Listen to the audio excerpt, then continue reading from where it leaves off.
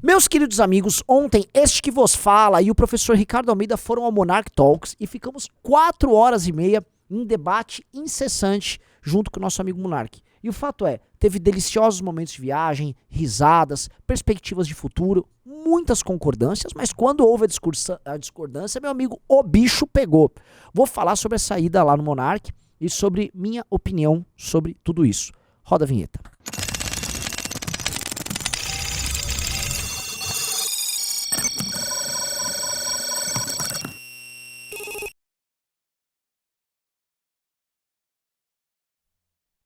Vamos lá, galera, se você quer entender a visão de mundo do MBL, tá? Eu vou ser bem claro, o MBL tá construindo uma perspectiva muito própria. Vocês puderam ver naquele programa, no Monarch Talks, em 4 horas, a perspectiva do MBL de mundo com as nuances que nós colocamos em tudo, tá? Quer conhecer isso melhor? A gente lançou uma revista. Ela tá custando, você não se assuste, R$150 por mês. E simplesmente porque para eu montar uma revista com escritório e tal, eu vou ter que gerar caixa. Vou precisar de investimento. Então, venha ser uma das pessoas que são os investidores anjo da revista MBL. mbl.org.br/revista. E além de assinar, pagando esses R$150 por mês, você vai ganhar free pass para qualquer evento do MBL no ano, do congresso do MBL, a qualquer evento que tiver. Acesso ao Clube MBL com tudo que você quiser e outras promoções que vão surgir que a gente vai enquadrando aí pra você. Ou seja, você vai ser um cara premium na nossa estrutura, além de sócio da nossa revista. Vem, porque é um fato único na história, a criação de uma revista de direita no Brasil, que há muito tempo não tem, tá bom? Vamos lá, galera. Quando o Monark me convidou pra participar do programa, eu fiquei muito feliz, tá?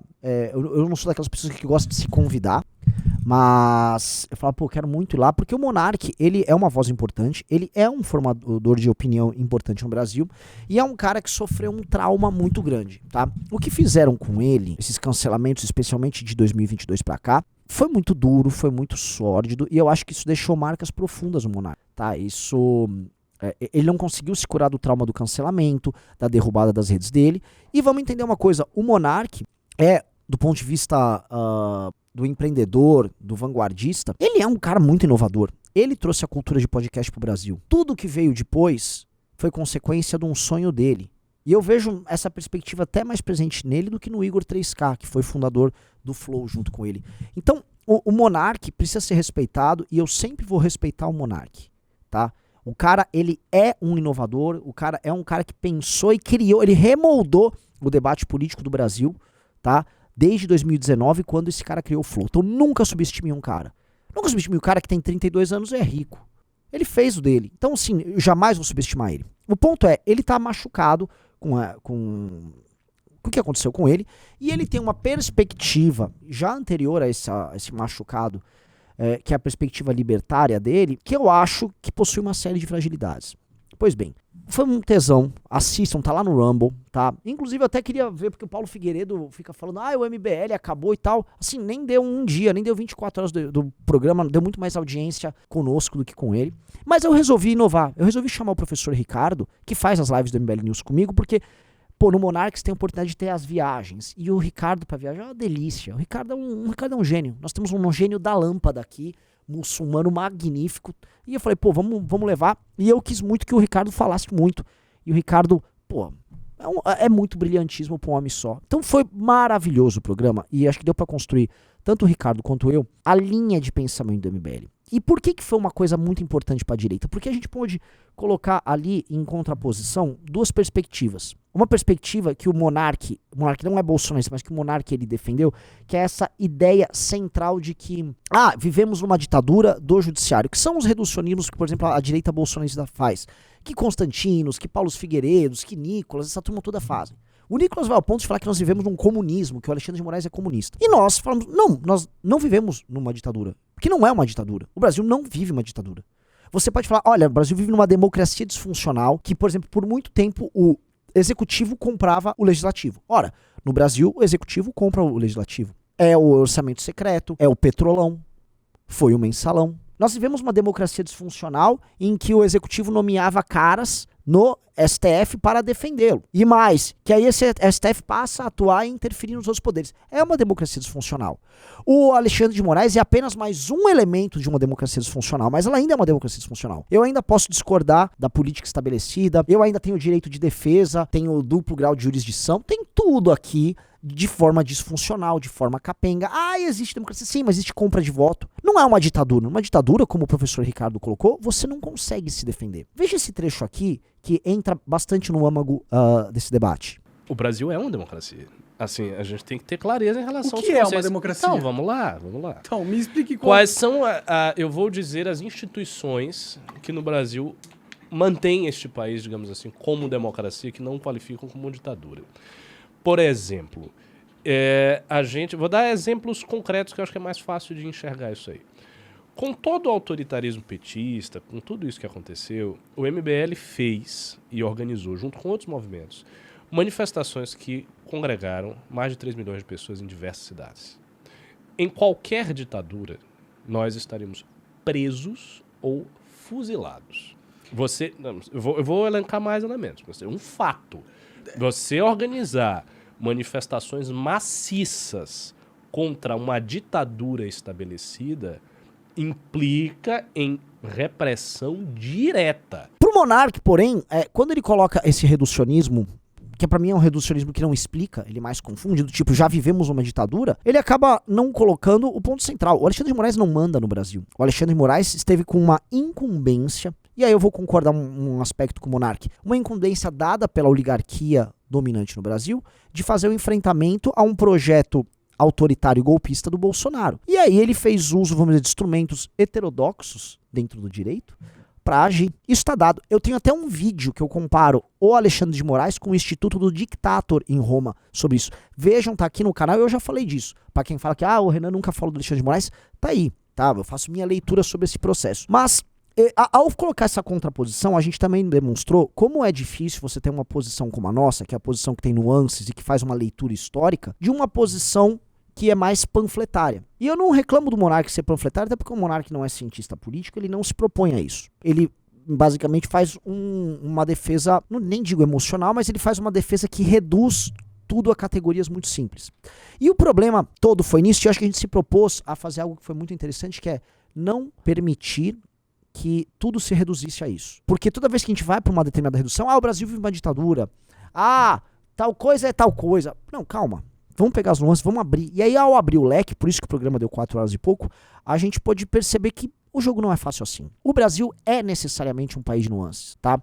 Quando a gente abordou no começo do programa a questão, por exemplo, do racismo nos Estados Unidos, da cultura woke nos Estados Unidos, e racismo no Brasil e a cultura woke no Brasil, a gente mostrou, olha, no Brasil tem tanta nuance que o Brasil é um país de não negros e brancos, mas o Brasil é um país de pardos, que são por si só, numa expressão racial, a nuance em si. Né? E o Brasil, sendo um país de pardos, ele tem relações raciais muito diferentes daquela coisa preto no branco, como nos Estados Unidos. Ou melhor, os caras diriam nos Estados Unidos, branco no preto. Né? Mas, verdade seja dita, é mais complexa a situação aqui. E a verdade é como as relações e o próprio liberalismo no Brasil se expressam de uma forma mais complexa, a nossa ação política como um movimento honesto tem que ser mais complexa. Então eu não consigo falar em liberdades de maneira absoluta, eu não consigo falar o Brasil é uma ditadura, o Brasil é uma democracia de maneira absoluta. Tudo a gente vai trabalhando dessa maneira. É mais difícil? É. É menos memético? É. Mas a gente constrói e entende melhor. E eu acho que foi dada uma grande oportunidade pra gente por conta disso. Eu acho que foi muito generoso da parte do Monark na gente abordar isso. Outra coisa que eu acho legal falar sobre como o Monark tá pensando, que eu comecei a compreender o pensamento dele, o Monark ele está saindo de um libertarianismo que ele historicamente sempre defendeu, e ele está indo para uma espécie de um nacionalismo, tá? E ele está, vamos dizer, trazendo para si teorias sobre dominação global, sobre oligarquias, está falando muito da BlackRock, está falando sobre elites globalistas, blocos políticos hegemônicos, disputas de poder entre bloco chinês, bloco norte-americano. Ou seja, ele está comprando uma agenda que, em geral, vem da galera tipo Farinazo, uma turma nacionalista, e ele está trazendo isso, só que ele ainda mescla com um pensamento libertário, que em grande medida é importado dos Estados Unidos, e você está tendo choques na cabeça dele, entendeu? E esses choques aqui, eles em algum momento, eles vão se colapsar em termos de contradição. Uma pausa no vídeo para falar do Clube MBL. Pois é, o Clube MBL é o grande instrumento que permite que você participe conosco da forma como a gente pensa e raciocina a política. Você gosta dos meus vídeos, você gosta das lives do MBL News, você gosta do trabalho do Kim? Pois é, O Clube MBL é o lugar onde você vai ver onde a gente raciocina, onde a gente investiga, onde a gente obtém informações de bastidores. Você vai ter acesso a bastidores, você vai ter acesso a informações de Brasília, a relatórios especiais, a vídeos mais aprofundados, melhores do que o que eu faço aqui, lá dentro do clube. É uma rede de Telegram e é uma plataforma especial montada para você. Isso aí vai custar apenas R$1 por dia. Eu tô falando sério, R$1 por dia. Para você ter acesso a informações de altíssima qualidade e, além de tudo, você vai ajudar a bancar não apenas o MBL, mas o grande projeto do MBL esse ano, que é a formação do nosso partido. Vem fazer parte do Clube MBL, além de você não se arrepender, você vai se enriquecer bastante. Aguardo você lá.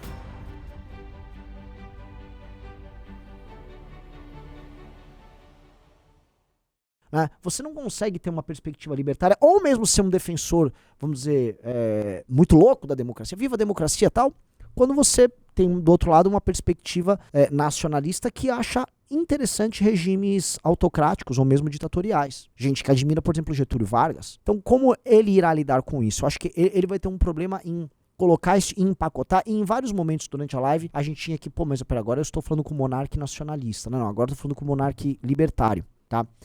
Foi muito importante a perspectiva do professor Ricardo Almeida, porque ele também, ao mesmo tempo que ele é um cara muito reflexivo, ele é um cara que ele é duro nas posições dele, né? E eu acho que esse momento que até gerou um recorte, ele demonstra bem essa dicotomia. Quando o monarca tenta fazer essa redução de tudo a uma ditadura, o Alexandre de Moraes é um ditador, e aí ele é contraposto por a leitura do Ricardo. Dá uma olhada nesse trecho. O fato de não você... é simples assim, mas não assim, é golpe ou não golpe, mas é bem mais complexo do que você Mas você fala que é complexo nele, mas você já atribui ao Alexandre de Moraes que ele já é um ditador com uma facilidade muito grande. Porque ele ignorou a lei. Mas porque o Bolsonaro... Mas assim, o Bolsonaro também Bolsonaro ignorou tá aí. tentando um golpe, isso é ignorar muito a Qual lei. lei? Mas eu não tô defendendo Ele é tentar eliminar a toda Constituição. a lei, Mas, gente, o vocês ordenamento percebem que jurídico toda inteiro. vez que eu tô defendendo a liberdade de expressão, vocês trazem a carta Bolsonaro. Mas não é Não a é carta, é porque A tudo... carta Bolsonaro, não é porque a não carta dá pra defender Bolsonaro. a Cara, liberdade de essas expressão pessoas sem não trazer estavam- essa Não, carta. mas isso está dentro de um Essas contexto pessoas não estavam específico. falando que o céu é verde.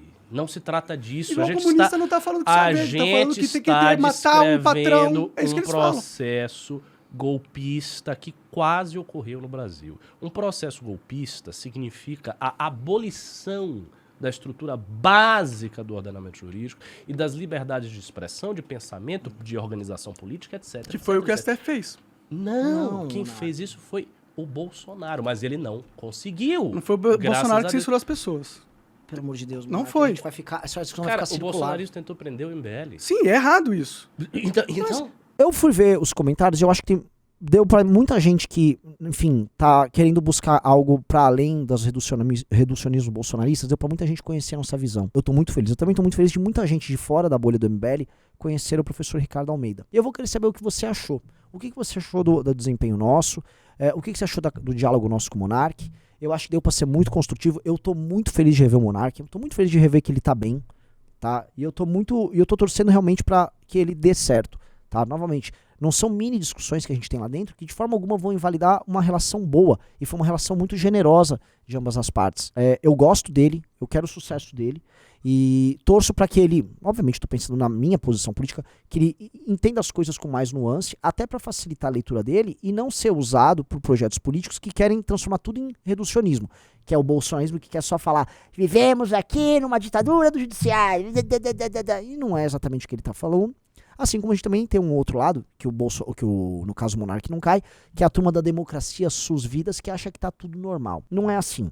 Vivemos uma briga faccional, duas facções se enfrentaram, se mataram ali, uma perdeu, que é o bolsonarismo, e quem pode mais chora menos. A diferença é que agora nós vamos viver o round 2 dessa disputa, que é justamente a oligarquia dominante com o Lula no poder, tentando calar as pessoas através das redes sociais, via um projeto muito estranho que já não deu certo nos Estados Unidos, não passou lá, e que vão tentar empurrar a goela abaixo aqui, tá? A nossa grande luta começa agora e veremos o que vai acontecer. Espero que tenham gostado. Beijos e abraços para todos vocês.